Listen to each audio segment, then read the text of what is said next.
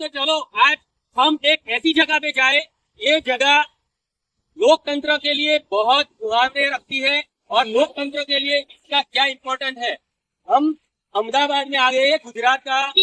आप देखो, एक वेयर हाउस स्टोरेज ईवीएम और वीवीपीएटी का स्टोरेज है और यहाँ सारी पेटियां रखी हुई है। जो सबसे खतरनाक चीज लोकतंत्र के लिए है, ये लोकतंत्र खतरे में ये सबकी वजह से है। जब तक ईवीएम और वीवीपीएटी हटाने के लिए हम मैदान में नहीं आएंगे, तब तक लोकतंत्र खतरे में रहेगा। बांग्लादेश के लोगों ने और बांग्लादेश की राजकीय पार्टियों ने ईवीएम हटाने में सफलता प्राप्त की है।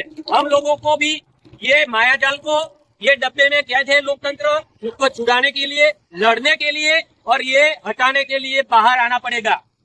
रविवार के दिन 2 दिन के बाद मैं 5 बजे करीब फेसबुक लाइव और यूट्यूब पर लाइव करूंगा। तो ईवीएम हटाने के लिए क्या क्या प्रोग्राम करना है और कैसे करना है वो भी मैं आपको बताऊंगा। आप लोगों को जिसको भी इंटरेस्ट है वो ये मुहिम में जुड़िए। जय हिंद। मेरे भारतवासियों, आज हम लोकतंत्र की नींव हिला देने वाले टॉपिक की चर्चा करने जा रहे हैं। पूरी वीडियो देखना आखिर तक। शायद विपक्ष एकजुट होकर नहीं जागेगा तो शायद ये आखिरी चुनाव भी हो सकता है। ये वीडियो को लोकतंत्र के लिए आखिर तक देखना। सबसे पहले दोस्तों ये वीडियो देखें।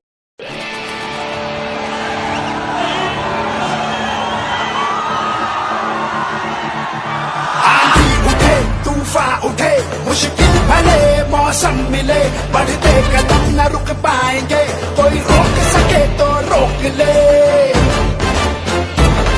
आभास है, विश्वास है, जन जन में मन की आस है, अब तोड़ ना सके कोई हमें, ये हाथ से जुड़ते हाथ हैं, हम दिल की सुनकर निकले हैं, इस देश ने दी आवाज है, बोल साथ हमारे कौन चलेगा, बोल साथ हमारे कौन चलेगा, बोल साथ हमारे कौन चलेगा।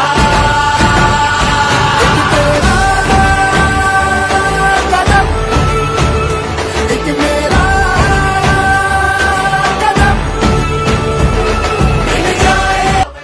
तो पता चला आपको, ये वीडियो बांग्लादेश, हमारे पड़ोसी, जिसको स्वतंत्र करने में हमारी प्रधानमंत्री इंदिरा गांधी और सेना अध्यक्ष जनरल मानेकशॉ ने पूरी सेना के साथ मिलकर पाकिस्तान के 2 टुकड़े 16 दिसंबर और 1971 में कर दिए थे और सिर्फ 12 दिन में पाकिस्तान को परास्त करके बिना बोले 56 की छाती साबित कर दी थी। 2 दिन पहले इस बांग्लादेश की सरकार और इलेक्शन कमीशन ऑफ बांग्लादेश को ये जनता के सामने झुकना पड़ा और बांग्लादेश चुनाव आयोग, इलेक्शन कमीशन ऑफ बांग्लादेश को अगले संसदीय चुनाव में इलेक्ट्रॉनिक वोटिंग मशीन का इस्तेमाल नहीं करने का फैसला लेना पड़ा। पिछले कुछ समय से बांग्लादेश में ईवीएम को लेकर जनता और विपक्ष को अविश्वसनीयता बढ़ गई थी और मैदान में आके लड़ाई लड़नी पड़ी थी। बांग्लादेशी अखबार डेली स्टार के मुताबिक विपक्षी दलों द्वारा की गई चिंताओं के बावजूद चुनाव आयोग अब तक ईवीएम के इस्तेमाल को लेकर अड़ा हुआ था, लेकिन आखिरकार विपक्ष और जागरूक जनता के आगे चुनाव पंच को और सरकार को झुकना ही पड़ा और 2 दिन पहले डिक्लेयर करना पड़ा कि दिसंबर 2023 या जनवरी 2024 में होने वाले अगले संसदीय चुनाव के दौरान सभी 300 निर्वाचन क्षेत्रों में पेपर मतपत्र, मतलब बैलेट पेपर से, और वो भी पारदर्शी मतपेटियों के उपयोग से चुनाव लड़ा जाएगा। चुनाव आयोग के सचिव जहांगीर ने कहा कि कई राजनीतिक दल राष्ट्रीय चुनाव में ईवीएम के इस्तेमाल पर आम सहमति नहीं बना सके, इसलिए हमें फैसला लेना पड़ा और हमारे रंजन गोगोई साहब 17 विपक्षों ने पीआईएल की, फिर भी जनता के खिलाफ और विपक्षों के खिलाफ सुप्रीम कोर्ट में जजमेंट दिया। बांग्लादेश के एक अखबार डेली स्टार ने कहा कि 2018 के संसदीय चुनाव में ईवीएम पेश किए जाने के बाद चुनाव में छेड़छाड़ी होने की और विश्वसनीयता के बारे में व्यापक कुशंकाएं हो रही थी। विशेष रूप से ऑडिट कार्ड और वीवीपीएटी में विश्वसनीयता के लिए लगाई जाती है, उसमें भी गड़बड़ी होती रही, ऐसा जनता का और विपक्ष का मानना था। हमने भी, राहुल मेहता ने भी फेसबुक में के माध्यम से लाइव डेमो बताया कि वीवीपीएटी में कैसे गड़बड़ होती है। ये वीडियो देखने के लिए आई बटन दबाइए। ये हिटलरशाही सरकार के इशारे पे मेरी ये वीडियो भी फेसबुक ने डिलीट कर दी थी। बांग्लादेश के अखबार ने यह भी कहा कि ईवीएम का इस्तेमाल बंद करने का फैसला सही दिशा में उठाया गया कदम है।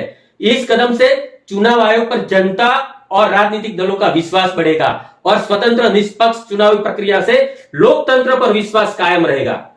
इस साल जनवरी में ढाका ट्रिब्यूनल द्वारा प्रकाशित एक लेख ने बांग्लादेश की सरकार को हिलमिलाया, ईवीएम के खिलाफ विवादास्पद इतिहास का विस्तृत लेख प्रकट किया और ईवीएम मशीनों के खिलाफ आरोप में अखबार ने यह भी बताया कि वोटों में धांधली हो सकती है, सूचना लीक हो सकती है, तीसरी उंगलियों के निशान के साथ जटिलता ये बहुत थी और मतदान की गति बहुत धीमी थी।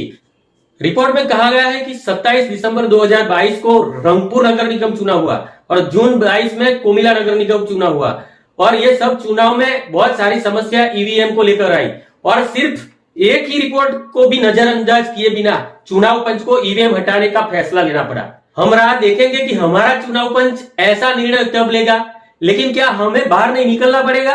पूरे विपक्ष को बाहर नहीं निकलना पड़ेगा? सिर्फ इतने ही समय में विपक्ष और जनता बांग्लादेश में कामयाब हो गई लोकतंत्र को बचाने में और हमारा सारा विपक्ष ईडी, सीबीआई जेल से बचने के लिए सुप्रीम कोर्ट में न्याय मांगने अपील कर रहा है। सुप्रीम कोर्ट को भी साफ साफ कहना पड़ा कि कानून एमपी, एमएलए और सभी जनता के लिए अलग अलग नहीं हो सकता, लेकिन लोकतंत्र की नींव हिल चुकी है। ईवीएम के खिलाफ क्यों नहीं लड़ रहे हमारे विपक्ष? करोड़ों कांग्रेसी कार्यकर और विपक्ष के कार्यकर मायूस हो चुके हैं पूरे देश में। क्या वो पता नहीं है राहुल गांधी को और सभी पार्टियों के नेताओं को? भारत जोड़ो यात्रा को बहुत बड़ा जन समर्थन मिला राहुल जी आपको, लेकिन राहुल जी आप अदानी के साथ साथ ईवीएम के खिलाफ भी मैदान में आ जाओ, हम सब तैयार हैं। ऐसे बांग्लादेश के लोगों और विपक्ष लड़े, ऐसे हम भी बाहर आएंगे। 2024 के बाद यदि ईवीएम बाबा से चुनाव हुआ तो जेल में जाने के लिए सब तैयार हो जाओ या फिर राजनीति छोड़नी पड़ेगी। कुछ लोगों को जैसे शरद पवार साहब, कपिल सिब्बल साहब ईवीएम के खिलाफ मैदान में निकल पड़े हैं, उसको व्यापक समर्थन हमें देना पड़ेगा और सभी पॉलिटिकल पार्टियों को भी साथ देना पड़ेगा। नहीं लड़ेंगे तो वरना बहुत देर हो जाएगी और आने वाली पीढ़ी हमें माफ नहीं करेगी और नामर्द और नपुंसक हमें समझेगी। अतुल पटेल का वंदे स्वराज। दोस्तों, यदि मेरी ये वीडियो आपको पसंद आई है तो ये वीडियो पूरे देश में शेयर करना और हमारा चैनल सत्याग्रह सब्सक्राइब करना। हम सत्याग्रह करेंगे और लड़ेंगे और ईवीएम को भी हटाएंगे। तूफान उठे, मुश्किल भले मौसम मिले, बढ़ते कदम न रुक पाएंगे।